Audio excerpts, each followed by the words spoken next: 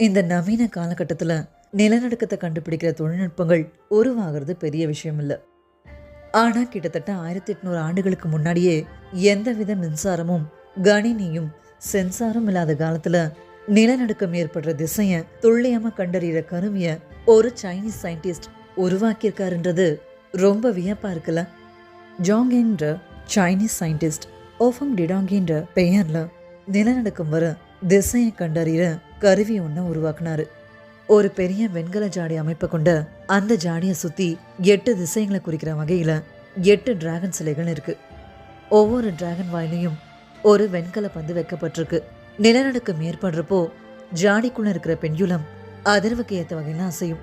இதனால நிலநடுக்கம் வர திசையில உள்ள டிராகனுடைய வாய் திறந்து பந்து கீழே இருக்கிற தவணை சிலையுடைய வாயில விழும்.